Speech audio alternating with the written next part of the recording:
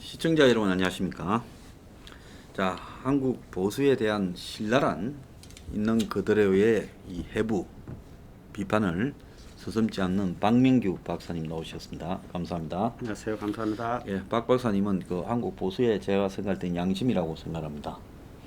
그래서 항상 그 이런 주변에 보수의 특징이 두루뭉실하게 두루두루 잘 엮여서 칡능쿨처럼 살자 뭐 이런 게 보수 모토 같아요. 예. 네, 근데 그런데 개의치 않으시고 과감한 비판을 항상 해주셔서 그게 보수의 좀 앞으로 미래의 희망이 아닌가 생각하고 있습니다. 과거한 말씀입니다. 네. 오늘 그래서 모시고 이야기를 좀 나누고자 하는 거는요. 예. 선거에 지서 희망이 없는 게 아니라 정말로 희망이 없는 것은 보수의 아젠다가 굉장히 잘못되어 가고 있다. 이게 이제 제가 봤을 때 진짜 희망이 없는 부분이 아닌가 이렇게 생각을 하고 있거든요. 예. 그런 부분에 대해서 박 박사님이 좀 의견을 좀 이렇게 말씀을 해주셨으면 합니다. 예. 네, 전적으로 옳으신 말씀입니다. 그 어떤 그 현재 문제가 있으면 그 문제를 파악해가지고 헤쳐나가면 되는 거죠. 그러니까 진단, 그다음 처방 이렇게 하면 되는 거죠. 그런데 문제를 정확하게 진단하려는 그런 의지가 없어요. 그러니까 문제인 것이죠. 그러니까 지금 환경이 어려운 것도 문제지만 그것보다 더 중요한 것은 이 문제를 파악하려고 하지 않고 있다 이런 거예요. 예. 그래서 이제 그 대표적인 문제들이 가만히 보면 현재 이 시대가 어떤 시대인가에 대한 진단을 못하는 것 같아요. 예.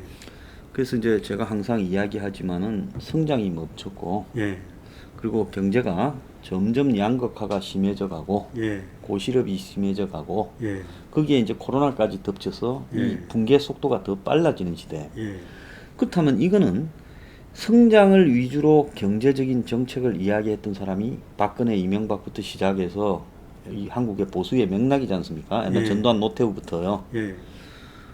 그러면 지금 황교안도 그 민부론이 뭐 결국 성장을 그 유치한 꺼내보지도 못하고 폐기된 그것도 마찬가지고요. 그러면 보수가 세상을 바라보는 시각 자체가 근본적으로 좀 잘못된 거 아니냐? 한국 보수가요. 그 다음에 미국 보수도 많이 잘못된 게 세계화, 세계화, 글로벌리제이션하고 그 다음에 신자유주의. 이것이 마치 이 뭡니까? 기회, 그 뭐라고 할까요? 저기 비교우위, 비교우위에 의해서 세계화가 되는 것이 모두의 이익인 것처럼 이야기했는데 당장 미국 자기에게도 미국 대다수 국민에게도 이익이 되지 못한 채 미국이 지금 제조업이나 좋은 일자리가 사라져버리고 허접한 일자리만 남은 초토화 상태에 빠지지 않았습니까? 그러면 미국의 신자유주의를 이야기하고 세계화를 이야기했던 뭐 미국의 좌우 대통령 레이건부터 클린턴부터 부시까지 다 그게 또 그들에게 이론을 재론했던 뭐 시카고 대학 학판이 또 한국의 이 정경련 위에서 떠받들고 있는 그 오스트리아 학판이 시카고 학판이 이런 경제적인 그런 자유시장 경제를 주창하는 사람들의 이 원조 그 미국의 비조격인 인물들도 그것도 전부 사기 아니냐고 지금 봐야 되는 거거든요. 사기죠, 결과적으로. 그러니까 이제 처음에는 다 이제 이런 저런 그럴듯한 말로 이렇게 설명을 하고 혹시나 뭐 좋게 되지 않을까 이런 기대들을 가졌는데 지금 많은 시간이 흐르고 나니까 결국은 사기로 밝혀진 거예요. 저도 처음에 이제 우리나라의 저 세계화를 나올 때 이제 비교우위 하면서 우리가 잘하는 것은 팔고 또 어쩌고 그 얘기하거든요. 그러면 이제 계산이 간단한 거죠. 우리나라에서 능력이 경쟁력이 있는 부분은 좋은 기회가 되는 것이고 경쟁력이 없는 부분은 낙후되는 거죠. 시장 문을 열면은. 그러면은 이 문제를 어떻게 해결할 것이냐. 돈을 많이 벌어가지고 재분배를 해서 이렇게 다시 조정을 해주면은 이 문제가 해결될 수 있는 거죠. 그렇게 생각을 한 거예요, 저는요. 그런데 이제 예를 들어서 이제 뭐 경쟁력이 있는 기업은 돈이 많이 벌었죠. 그리고 또 특별히 이제 환율 정책을 그런 그 기업들에 유리하게 해주고. 그 나중에 수익은 그쪽에서 많이 얻었는데 서민 대중 절대 다수 서민 대중은 가난해져 버린 거예요. 분배가 안 된 거예요. 그리고 이제 그 사람들이 어느 시점부터 신자유주의 속에 이 신자유주의의 핵심을 모르면서 비판하면 안 됩니다. 잘 알아야 돼요. 상품, 자본, 노동이 국경을 초월해서 그냥 유리한 쪽으로 어느 쪽에 가서 해도 그것이 다 덕이다라고 이야기하는 거 아닙니까? 그래서 거기에 핵심이 미국이고 그걸 주도한 사람이 미국인데 미국조차도 보면 미국의 월가, 다국적 기업, IT 기업, 할리우드 이런 데는 덕을 봤을지 모르지만은 정작 미국의 중산층 이하 서민들 대다수는 완전히 거지꼴이 돼가고 있지 않습니까? 그렇습니다. 그러니까 미국 그다음에 우리나라 구조적으로 비슷해요. 비슷하죠. 미국이나 우리나라 예를 들어서 그러면은 우리나라나 미국에서 아주 그 경쟁력 있는 그 부분만 세계화 시대에 잘 가고 그 나머지는 박살나버린 거죠. 그다음에 예를 들어서 또 미국이나 우리나라 비슷한 게 이제 공장이 해외로 다 나가잖아요. 예를 들어 중국으로 가고 뭐 베트남으로 가고 하잖아요. 그러면 중국이나 베트남 공장이 들어오니까 좋아진 거예요. 그다음에 또 중국이나 베트남에 있는 또 동남아에 있는 노동자들이 그 미국으로 많이 밀려오잖아요. 또 한국에 많이 몰려오잖아요. 그러니까 그 나라들은 유리한데 미국에 있는 서민들, 한국에 있는 서민들이 박살 나버린 거죠. 그렇죠. 그러니까 이 세계화의 결과가 그 상층에 있는 극소수만 덕을 보고 국가의 그 뭐랄까 그 중간 계층 또 서민은 이게 뭐랄까 막대한 피해를 정확하게 지금 말씀해주신 그 맥락이 영국의 브렉시트에도 적용이 되지 않습니까? 그러니까 런던에 있어서 유럽 전체를 시장으로 하는 런던 시티라고 부르는 그 금융 자본 거기에 관여하고 거기 일자리를 가진 사람들은 또 런던에 좋은 대학을 나와서 유럽 전체를 시장으로 자기를 팔라고 하는 사람이나 또 그들을 대상으로 뭐 금융 상품을 수출하고 하는 사람, 문화 상품을 수출하는 사람, 이런 사람들은 이 세계화가 좋지요. EU가 좋고. 그렇지만은 이 런던의 변두리에 사는 중산층 서민이나 그다음에 이 영국의 지방 쇠락한 도시에 사는 사람들은 영국으로 밀려 들어온 동유럽 이슬람 뭐 이런 사람 속에서 자기들 일자리를 다 잃어버려서 일자리도 잃고 월급도 낮아지고 또 주택도 열악해지고 그러니까 그 사람들이 전부 이 브렉시트를 찬성해 버리는 의외의 결과가 나온 거 아니겠습니까? 다시 말씀드리지만 예를 들어서 중국이랄지 베트남이랄지 그런 류의 나라는 득을 굉장히 많이 본 것 같아요. 그렇죠. 그런데 미국에서는 극상승 장층부, 우리나라도 극상층부를 빼고 나머지는 전부 지금 파괴돼 버린 거죠. 자, 이거는 한국이 옛날에 60, 70년대, 80년대까지 급속 성장할 때와 좀 다른 측면이 있습니다. 자, 한번 보십시오.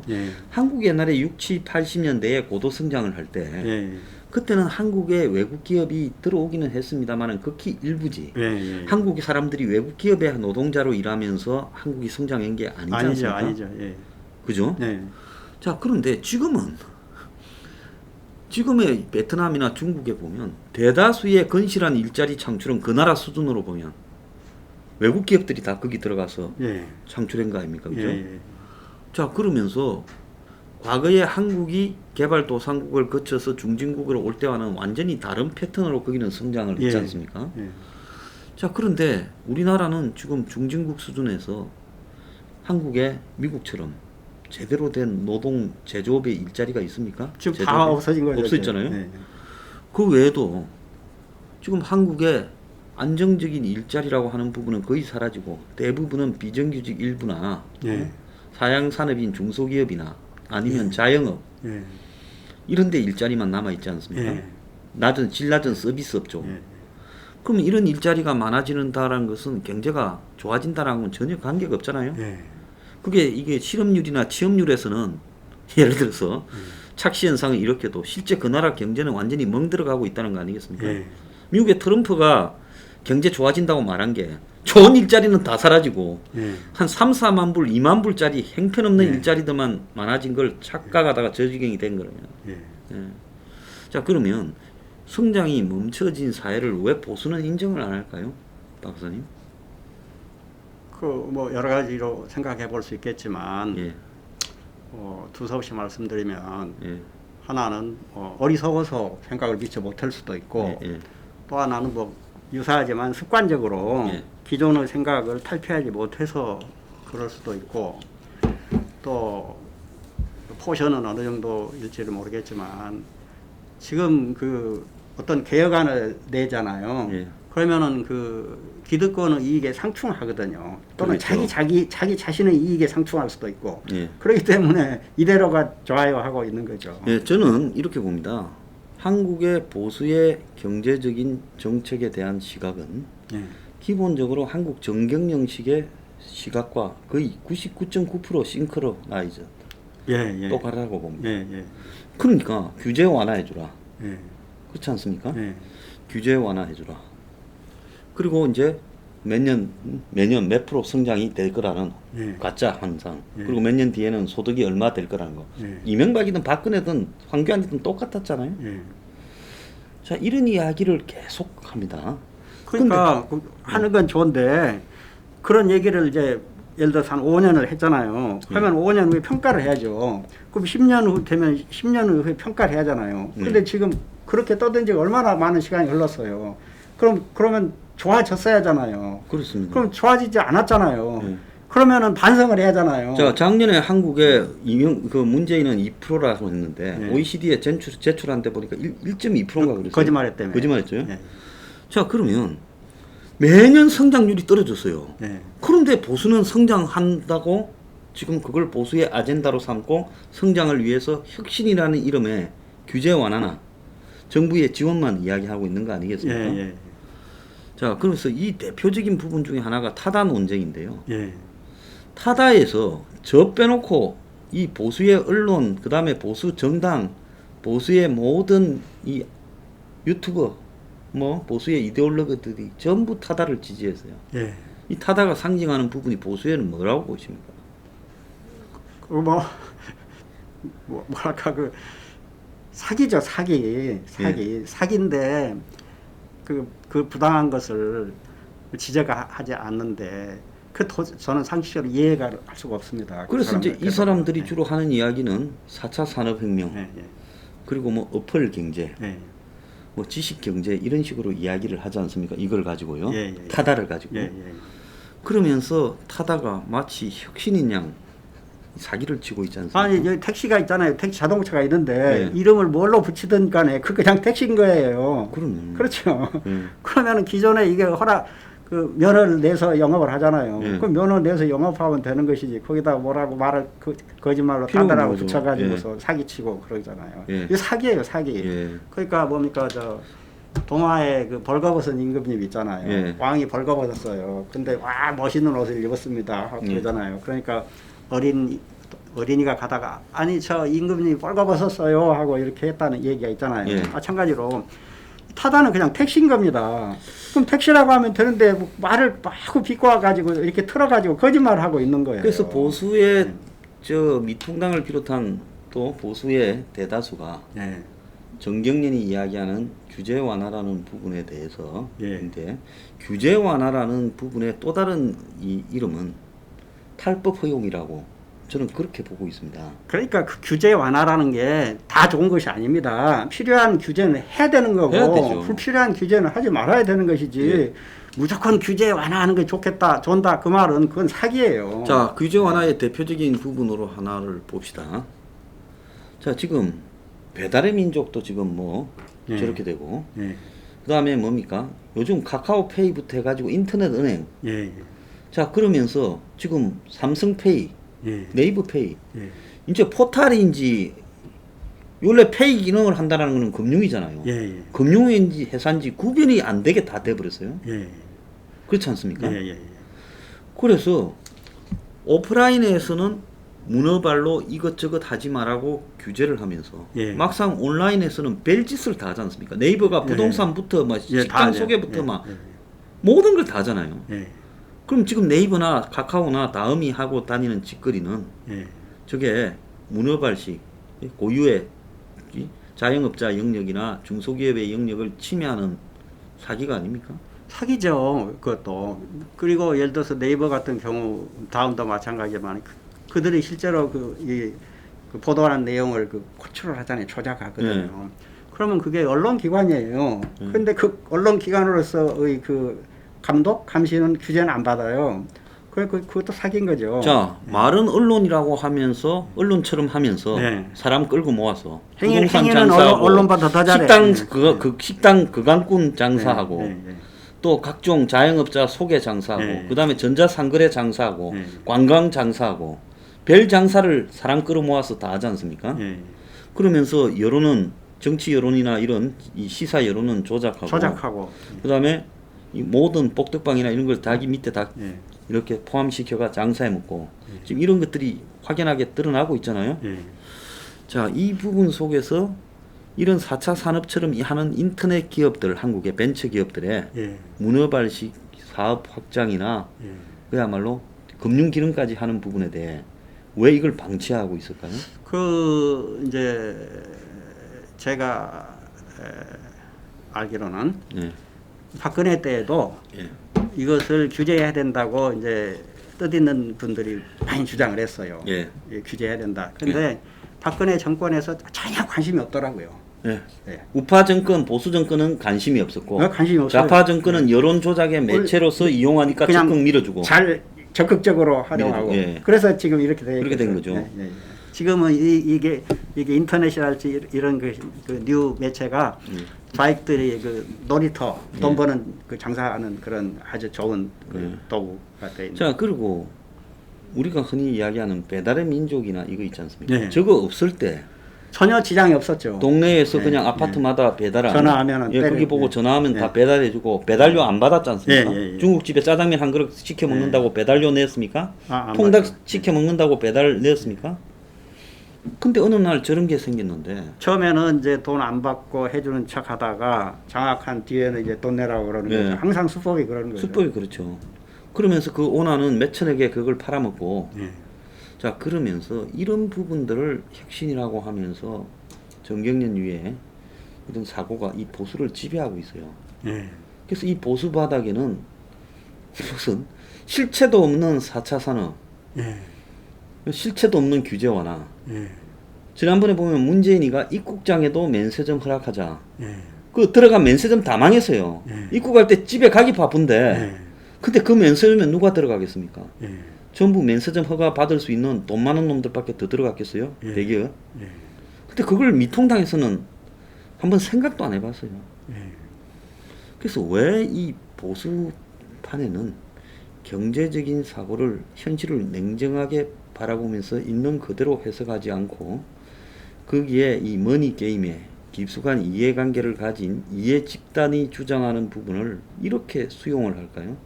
그건 이제 아까도 그 말씀 잠시 드린 것 같은데 하나는 이제 여기 이제 뭐 지식인들이랄지 미디어랄지 또는 오피니언 리더들이 좀 어리석든지 혹은 뭐 관습적으로 그냥 생각을 하지 않든지 아니면은 이제 이해관계 때문에 이제 말을 안 튼지 그러는데 사실은 좀 이해관계 때문에 몸을 사리는 측면이 많을 것이다. 그러니까 나쁜 거죠. 그렇게 생각이 되고 중요한 것은 지금 이 보수 시민 사회, 미디어 이런 뭐 관료들도 마찬가지고 이런 전 분야를 재벌이 장악하고 있다. 이렇게 저는 보고 싶습니다. 네, 제가 볼 때 미통당 의원 개인이 거의 다 장악되어 있고 또 여기 보수의 목소리를 내는 이데올로그들도 상당히 장악되어 있다. 그 측면에서 봤을 때 박근혜 정부 때 청와대에서 정경련에 전화해서 얼마 주라고 하면 보수단체나 보수단체 인물들에게 돈을 지원해 준 거.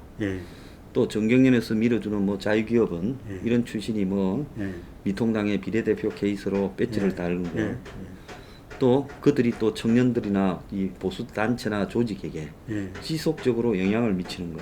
또 재벌회사의 무슨 관변 이 대관 업무하는 상무나 이런 것들이 다니면서 술 사고 밥 사고 어울려 다니는 거. 또 그들이 또 보수 중에 그럴싸한 교수나 지식인 시민단체 비서단 부분들을 사실상 뒷돈을 대고 조작하면서 컨트롤하는 거. 이런 게 솔직히 받아있지 않았습니까? 아, 그럼요. 제가 잘 알죠. 그렇죠. 한 뭐 교수들로 이루어진 시민단체가 있어서 저보고 나와서 강연 좀 해라 해서 제가 갔어요. 멀리 저기 뭐 파주까지인가 어디 갔어요. 가서 제가 했더만은 저를 부른 사람들이 저를 나무라고 막 달라들더라고요. 싸우듯이. 왜 당신 그런 말 하냐고. 그럼 당신들은 뭐 때문에 나를 불렀냐. 내가 여기서 당신들 취향에 구미에 맞는 이야기를 해야 될 의무가 있냐. 출연료도 안 받았습니다. 강의료도요. 근데 나중에 보니까 나는 그때만 해도 보수 바닥을 잘 몰랐어요. 그 뭐 바른 뭔가 하는 보수 단체는 삼성이 돈 대서 만들어서 움직이는 단체다 하고 그렇게 소문도 났더라고요. 저도 그렇게 합니다. 바른사회시민회의 그 경제학자들이 주로 많이 있거든요. 근데 완전히 그 제가 아는 바로는 그 전경련 재벌의 그 대리인들이죠.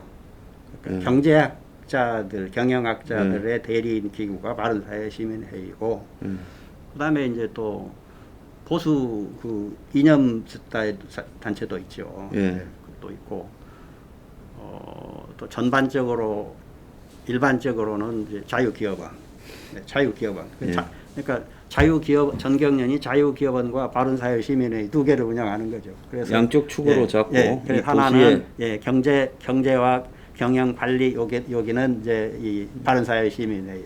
그다음에 나머지 제너럴하게는 여기 이제 자유기업원. 이렇게. 그래서 그게 굉장히 위험한 거는 보수의 뜻은 대학생 단체를 한다.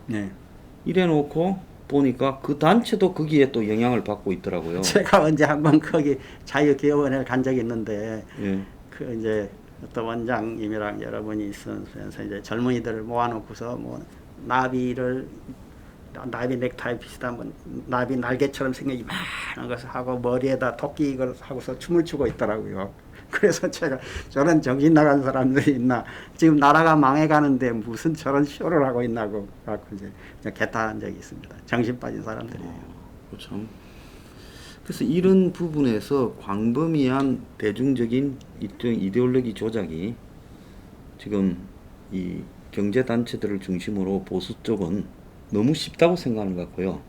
또 문제는 이런 단체가 아니더라도 보수의 상징적인 인물 상당수가 그런 쪽에 놀아나거나 또 그런 쪽에 금전적인 연관관계를 가지고 앞잡이 역할을 수행하고 있는 것도 분명한 사실이면서 그때그때 어떤 고비 때마다 이 보수의 여론 조작에 나서고 심지어 유튜버까지도 하고 그런 것도 사실이라고 좀 보고 있습니다. 아, 그럼요. 그 다 관련이 있죠. 그러니까 그 극소수를 빼고 나머지는 정도의 차이지 전부 영향권 안에 들어있다. 이렇게. 그래서 이런 부분에 대해서 아니다라는 비판 의견을 내면 그때는 이제 위장 보수다, 좌파다고 공격하는데 제가 아마 여기서 그걸 제일 많이 얻어맞은 사람 중에 한 명일 겁니다. 그러시죠. 근데 제가 볼 때 저를 공격하는 그들이 그야말로 불순한 음모로 보수를 갖다가 타락시키고 또 보수를 갖다가 이해관계의 하수인처럼 전락시키는 그런 사람인데, 그런 사람들에게 제가 볼 때 정말로 안타까운 거는 가방끈 길어가 스카이 나왔다라는 60, 70대 어르신이나 심지어 50대까지도 그런 논리에 매몰돼 가지고 휘둘리는 자가 한둘이 아니에요. 거의 대부분이 그래요. 보수파네요. 그래서 도대체 지식이나 교육의 정도나 수준이 이 보수판에 무슨 의미가 있는가라는 이런 생각이 들 때도 많이 있더라고요. 실제로 그 예를 들어서 이제 우리나라에 또 박사도 많고 교수도 많고 뭐 검사, 뭐 변호사 많잖아요. 많이 있는데 제가 이렇게 그 뭐랄까 좀 그 뭐랄까 이 기대해서는 안 되는 것이다. 그렇게 생각합니다. 기대해서는 안 된다. 다 그 말탕이다. 이렇게 생각하고, 그다음에 이제 우리 황 소장님을 그 비판하는 사람들에 대해서 전번에도 제가 말씀드렸지만은 황 소장님이 뭐 좌익이다고 비판하는 사람은 제가 볼 때는 너무 어리석거나 또는 사악한 위선자다. 이렇게 제가 좀 적어봤어요. 너무 중요한 것이기 때문에. 알겠습니다. 그 말씀해. 문재인 그 정권이 작년 재작년에 서해상에서 북한의 석유와 정제유를 밀반출하고 있다는 그런 소문이 있었잖아요. 그런데 그것을 폭로한 유일하게 줄기차게 폭로하신 분이 황 소장님이거든요. 근데 그러한 좌익이 있나요? 웃기는 거죠. 다른 사람은 한 사람이 없어요, 아예. 그다음에 반중, 반북, 친미, 친일을 공개적으로 주장하는 좌익이 있나요? 그런 좌익은 있을 수가 없는 거예요. 황 소장님 그렇게 주장하시거든요. 그다음에 중국인들, 해외 노동자들을 내보내자 이렇게 주장하는 좌익이 있나요? 없어요. 황 소장님 그렇게 주장하시죠. 민노총을 사실상 해체하자 이렇게 주장하시는 황 소장님 주장하시거든요. 이렇게 주장하는 사람은 아무 데도 없어요. 상속세 삭감도 주장하시고 해외 기업이 들어오도록 하는데 공장 부지도 지원하고 세금도 지원하고 금융도 지원하자 이렇게 주장하시잖아요. 이런 좌익이 세상에 어디가 있습니까? 그다음에 이건 좀 그 사적인 건데 제가 그 5.18 역사학회 회장입니다. 5.18 역사학회 회장인데 최근에 이제 됐어요. 그 1대는 우리 이주천 교수님이 하셨고 2대는 조원영 변호사님 하셨는데 최근에 제가 이제 제 3대 이제 회장이 됐는데 제가 역사학회 5.18 역사학회 회장인데 제가 우리 황 소장님 열렬한 팬이지 않습니까? 5.18 역사학회면은 저 바깥에서는 뭐라고 부르냐면 수구 꼴통의 5.18 패매 세력들의 뭐 보스다 이렇게 하겠죠. 보스의 수구 꼴통의 대표로 보는 집단이에요. 거기에 대표인 제가 황 소장님이 좌익이라면 제가 여기 있겠습니까? 그러니까요. 웃기는 주장이고 저뿐만이 아니라 저희 그 학회원님들 많은 분들이 황 소장 좋아해요. 또 우리 학회는 5.18 학회는 지만원 박사님 또 회원이시고 지 박사님도 또 황 소장 좋아하세요. 그러니까 좌익이라고 얘기하는 사람들은 정말 점잖게 말해서 어리석거나 사악한 거다. 제가 그렇게 단호하게 얘기하고 싶습니다. 아유, 오늘 참 고마운 말씀을 해주셨는데요. 자, 이러면 이게 보수의 어느 조직이든 대다수의 사람들은 생업에 바쁘고 지식인이나 리더나 지성인이라는 사람들이나 운동가, 활동가 그리고 또 앞장선 정치인들이 그 새로운 가치를 만들고 또 밀고 가고 그래서 토론에서 또 찬반 토론이 벌어지면서 이렇게 이제 변화되어 가야 되는데 이 보수에서 지금 나오는 논리나 이런 부분들은 시간이 가도 변할 줄을 모르고 더 태형적으로 가는 것 같은데 이게 왜 그렇다고 보십니까? 그러니까 이제 그것도 아까 그 말씀드린 것과 이제 구조가 똑같다고 생각합니다. 그러니까 어리석거나 아니면은 뭐 알지만은 뭐 이런저런 이해관계 때문에 주변 분위기를 자기가 이제 차고 나가면서 바꾸겠다는 것이 부담스럽게 느껴지기 때문에 그렇게 하거나 또는 이제 좀 더 근본적으로는 현재 구조가 이 구조가 그 재벌 위주로 기득권 위주로 딱 짜여 있기 때문에 거기서 감히 뭐랄까 튀는 행위를 하면 하기가 어렵다. 그리고 실제로 그런 튀는 행위를 하면은 각오를 해야 된다고 생각합니다. 지금 현재. 그래서 제 같은 경우에는 보수의 어느 정권에 제가 아무리 도와가 그 정권을 탄생시키고 핵심적인 역할을 했다 치더라도 공직이나 공천이나 이런 부분에는 제가 일찌감치 제 이런 주장을 하고 있다는 이상은 기회가 없다. 왜? 보이지 않는 손이 황은 안 된다라는 부분. 제가 그걸 보수 언론이나 뭐 종편이나 이런 오만대에서 엄청나게 느꼈어요. 제가 박근혜 정권 때 고생 제일 많이 한 사람 아닙니까? 알죠, 제가. 그러니까 그건 뭘 의미하겠어요? 제가 박근권 만드는데 저 나름대로는 헌신적으로 몸을 던졌다 생각하는데 그 정권에서 제일 많이 고생했다는 건 그만큼 이 기득권이 수구 기득권이 이게 이제 자신들에게 도전하는 부분에 용납하지 않는다는 게. 그래서 예를 들어서 이제 100%가 있으면 그 중에 이제 다른 생각을 가진 사람이 최소한 한 30% 된달지 그래야 이제 내 말을 할 수가 있는 것이지. 지금 그 다른 의견을 내는 사람이 거의 없잖아요. 예. 거의 없는데 황 소장이 말씀하시면 이제 그냥 1%가 되는 거예요. 예.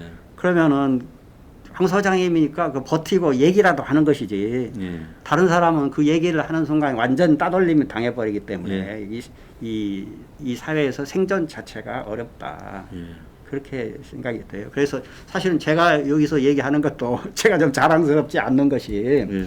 왜냐하면은 저도 예를 들어서 지금 현실적으로 어떤 이해 관계가 있다면은 이렇게 말을 할 수가 있을까 이런 생각이 좀 들어요. 그래서 좀 그런 그런 측면도 있는데 야간 지금 말씀드린 결론은 그 다른 소리를 하면 또 다른 사람과 다른 소리를 하면 예. 그래서 매도된다. 지금 현재 분위기는 그렇다 이런 얘기입니다.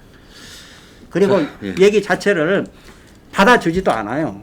그러니까 어떤 사람이 얘기를 하면은 길거리에서 얘기를 한다고 의미가 있는 게 아니잖아요. 예. 그 매체가 받아줘야 하잖아요. 예. 근데 아무도 안 받아줘요. 제가 철저히 매체에서 네. 잊혀진 인물이지 않습니까? 그러니까요. 완전 유령 인간이잖아요. 진중권 씨보다 한 10배, 100배는 중요한 이야기를 지금 해도 유령 인간이 진중권이는 되죠. 계속 그냥 뭐 이틀이 멀다 하고 띄워주고 있잖아요. 예. 그런 거예요. 그러니까 그래저래 참 현재 구도가 매우 어렵다. 이렇게 생각합니다. 예. 오늘 일부에 한국의 이 보수의 이 개혁이 불가능한 이유 지금까지 대해서 박민규 박사님 모시고 이야기를 나눠봤습니다. 감사합니다. 감사합니다.